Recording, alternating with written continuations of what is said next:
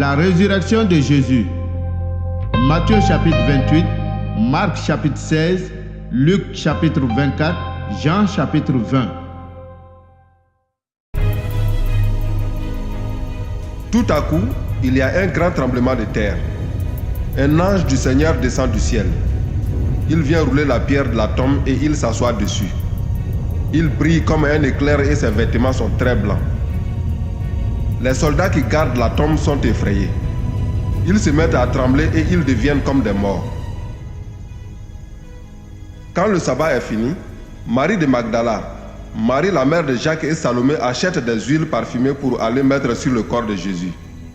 Mais les femmes regardent et elles voient qu'on a déjà roulé la pierre.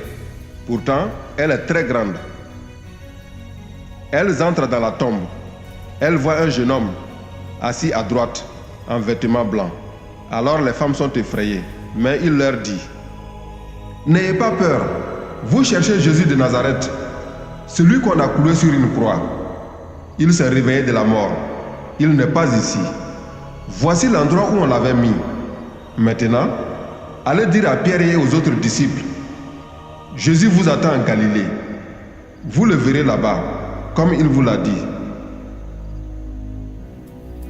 Elles quittent la tombe et elles vont raconter tout cela aux 11 disciples et à tous les autres.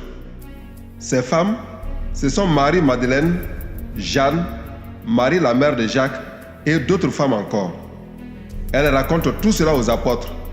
Mais les apôtres pensent qu'elles disent n'importe quoi et ils ne les croient pas. Pierre et l'autre disciple partent. Ils vont vers la tombe.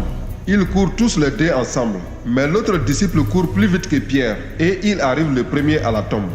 Il se penche et il voit les bandes de tissu posées par terre. Mais il n'entre pas. Simon-Pierre arrive après lui. Il entre dans la tombe. Il regarde les bandes de tissu posées par terre. Il regarde aussi le linge qu'on avait mis sur la tête de Jésus. Ce linge n'est pas posé avec les bandes de tissu. Il est enroulé à part, à un autre endroit.